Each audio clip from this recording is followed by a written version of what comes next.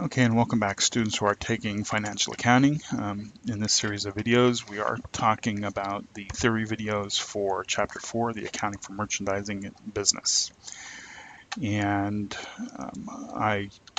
if you've watched the other 3 videos, I'm not going to go into another explanation other than to say if you don't understand the theory, watch the videos again. And if you still don't understand, contact an instructor. This is going to be the last video in the series. Excuse me.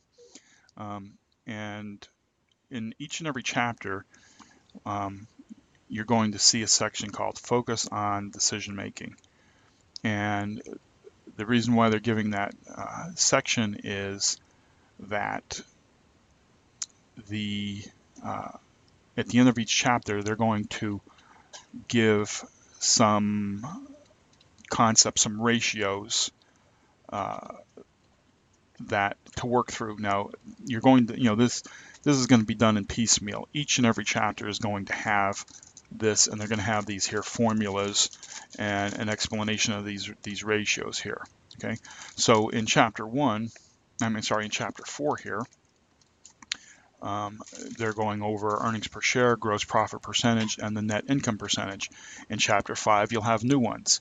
Now, here's the thing: most of these ratios were already covered in Math for Business and Finance and Math Application. So if you've had that subject, a lot of this material is just repetitive. I found Chapter 4 to be highly repetitive.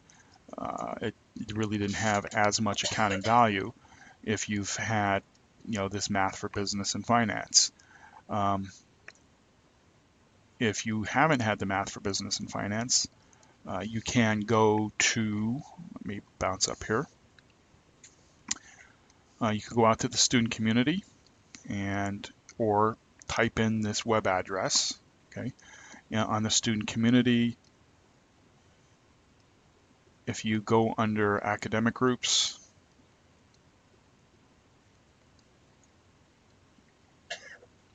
and then under the academic groups, you'll see business. And under business on the left-hand side, you'll see like how to study guides, and you'll see math for business applications. And of course, you'll also see the financial accounting. I mean, obviously you know where that is because you're watching this video. But under the Math for Business applications, you'll see theory that covers a lot of these here ratios that you'll see at the end of the chapters in this textbook. So I'm not going to spend an awful lot of time going over the same thing which are covered in those math videos. Okay, but it is important to realize that in your education, some concepts are going to be important concepts are going to be covered again and again and again in different subjects. I mean, like for example here, earnings per share, right? If you went and you looked at in the math book, right, it talks about calculating earnings per share, right? It shows you how to do it. So the question being is why would I show you this again? Okay, because you had it in math. Well, and if I don't show it here, if you haven't had the math and I don't show it here, it is in the textbook. So, you have to study the textbook, but I want you to be aware that, you're responsible for, these concepts, all right? But don't dismiss them. I mean, repetition is the mother of learning. You've had them before. You say, oh yeah, I know what earnings per share is. Okay, and that's fine. And as especially for accountants, as their education continues, even something as simple as this earnings per share calculation can change, and to the point where the actual calculation ends up being 3 blackboards long. So don't dismiss this section of the textbook. Make sure you go over these here, at least read through them.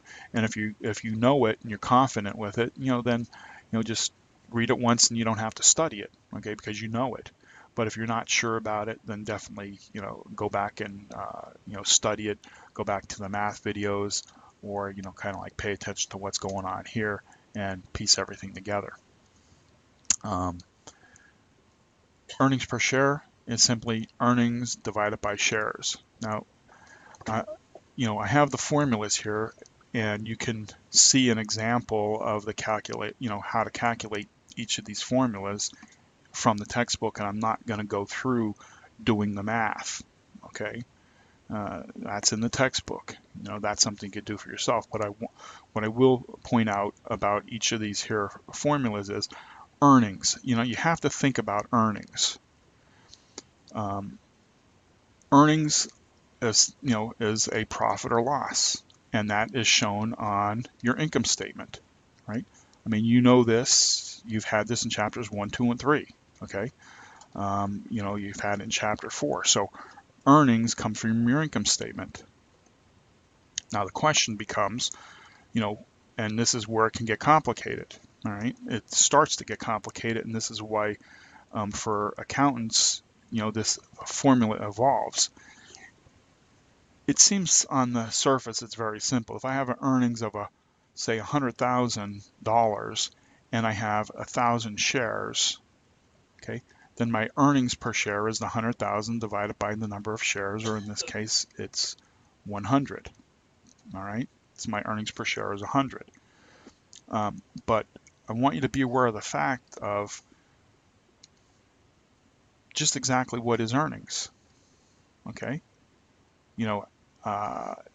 sure, sometimes you're going to be told that it's 100,000. Okay, but what if you have revenues of say 200,000 and you have expenses of 100,000, which gives you a net income of 100,000, and then you have $50,000 in dividends. So your net profit or loss is 50,000. Now my question to you is, what is your earnings? Okay, is it the 100,000 or is it the 50,000? Okay, I just want you to be aware of this. All right, because remember, when you're talking about earnings, what do? Yeah, I mean, sure, during that period you made 100,000, but then you paid out $50,000 in dividends. So did you really earn 100,000 or did you only earn 50,000? Okay, this is a question, and I just want you to be aware of that it's, this is how this becomes more complicated. It's not just a simple, earnings divided by shares. And the same thing with shares. I mean, at this point in time, you're only dealing with common stock. And sure, in the math for business and finance or math applications, you were introduced to the idea of preferred stock. Okay, now, shares are shares. Are we talking about common? Are we talking about preferred, or are we talking about both? And if we are talking about preferred or we're talking about both, well, when it comes to preferred, the reason why it's called preferred is because they make stuff up. Okay, they decide, who gets what. And so it's, preferred is not the same as common.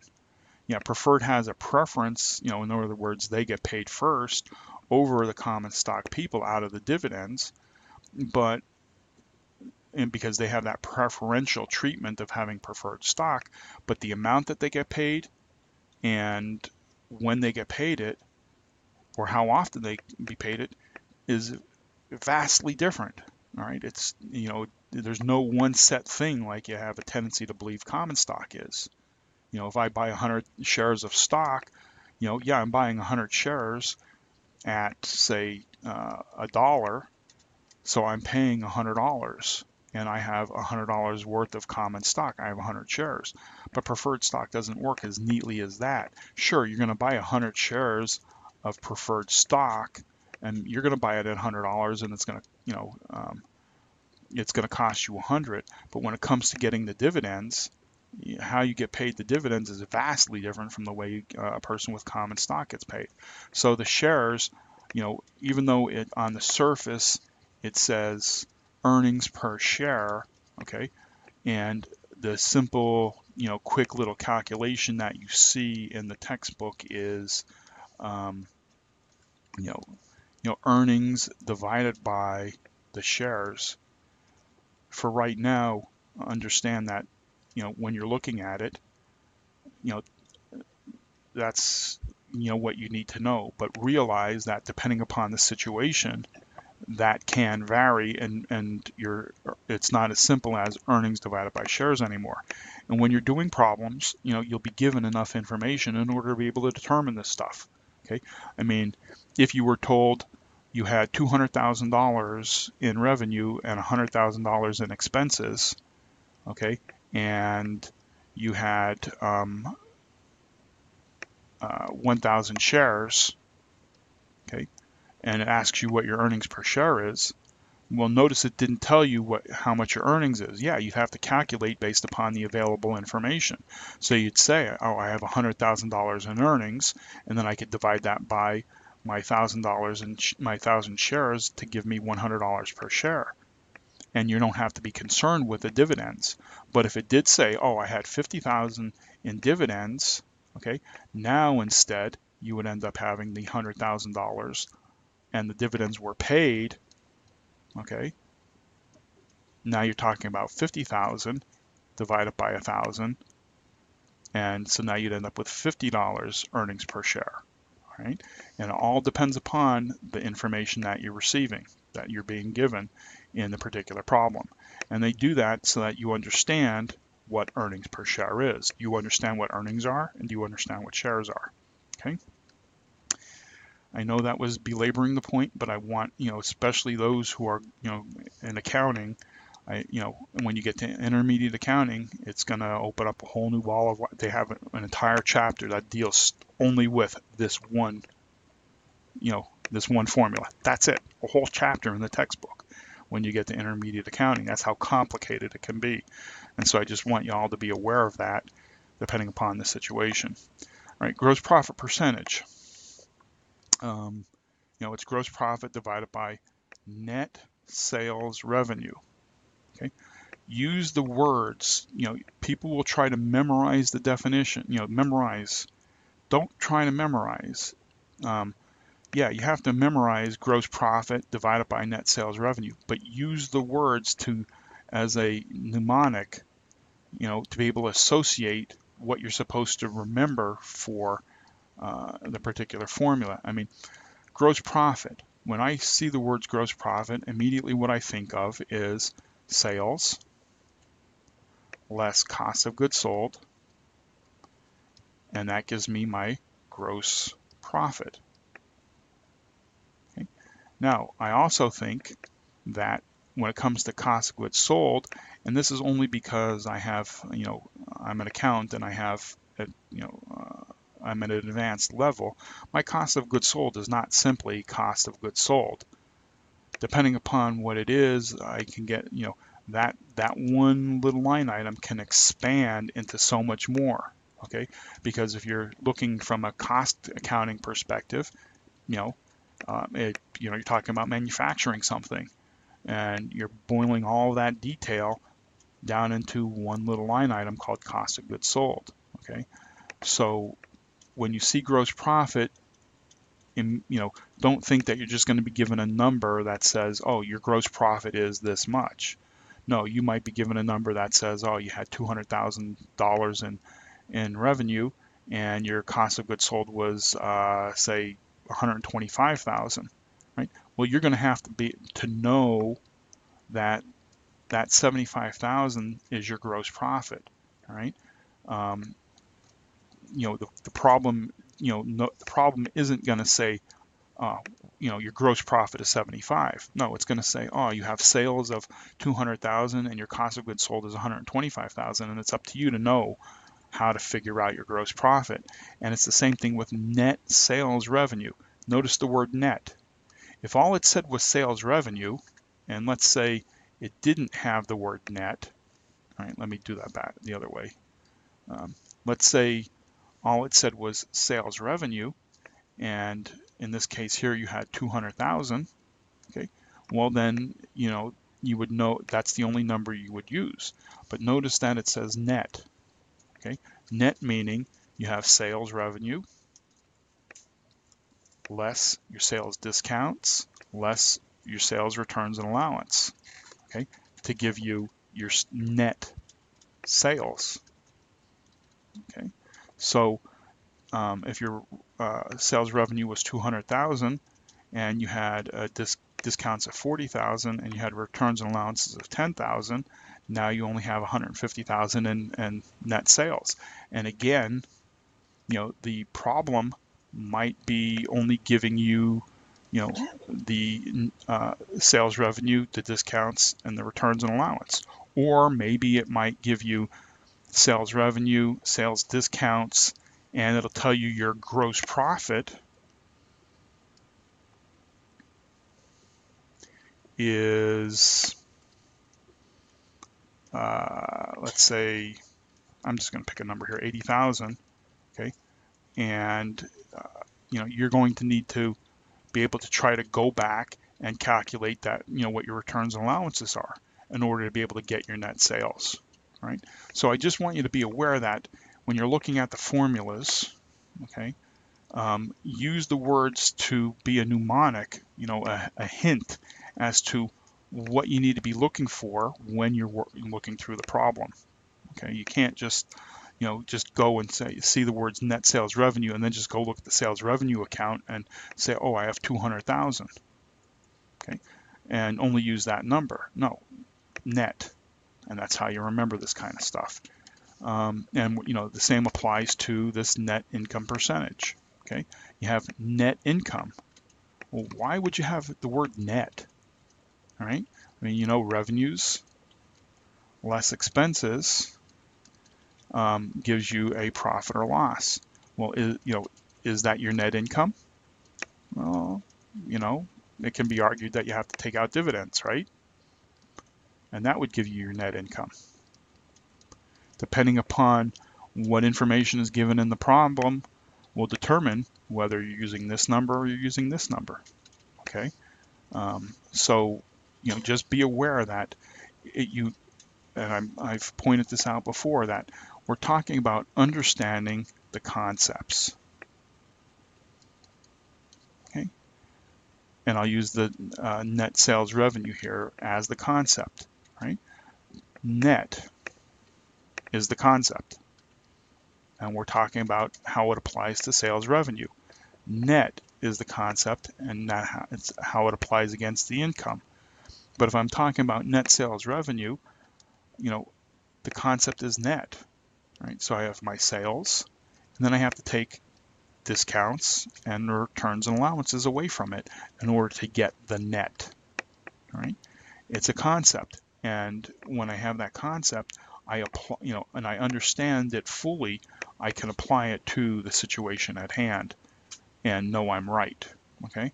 So the bottom line here, as I'm going to close this video, is that, yeah, you can memorize gross profit divided by net sales revenue. Yes, you can memorize earnings divided by shares. And yes, the net income divided by net sales revenue. All right.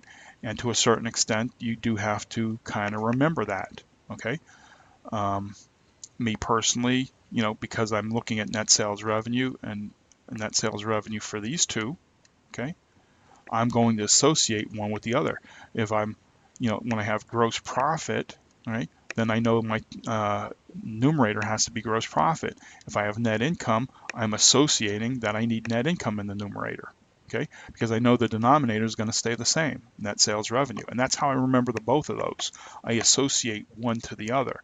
I don't memorize one independently of the other, because I'm memorizing twice as much as I need to, and when I memorize, I have a tendency to forget because my mind isn't active with the information, right? But since I'm associating and the concepts, yeah, I can memorize the formula, but realize that if you're only memorizing, then what you also have to do is you have to memorize, if you memorize gross profit divide it by net sales revenue. Then you also have to memorize revenue, revenues less cost of goods sold gives you a gross profit. You have to memorize sales discounts, sales less discounts, less returns and allowance. Okay, and even though I have to remember, that's the concept for gross profit, and that's the concept for net sales revenue, and that's what I'm trying to point out here is that you can't just look at this information on a face value. Just think gross profit and expect to be given the information that says gross profit is $50,000.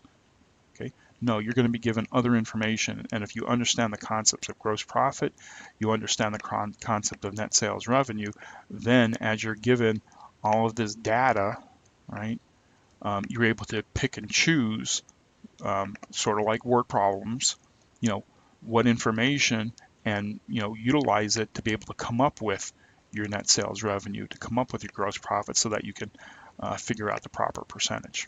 Okay, so that's long-winded, but if you have any questions, watch the video again, and if not, if you still have a question, then feel free to contact an instructor. Okay, I'll be moving on to working through the problems, and remember, working the problems, you can understand this theory. Okay, and when you go to apply it to a problem, you may stumble with the application part of it, but the reason why I'm working through the exercises and problems is so that you can see me do the application part of it, so that you understand that aspect. But if you don't understand the underlying concepts to begin with, then you're dead in the water. So when you go to apply, so make sure that you understand this theory, and then it'll be easier for you to be able to apply it. All right, so I'll see you when I start working on the homework problems.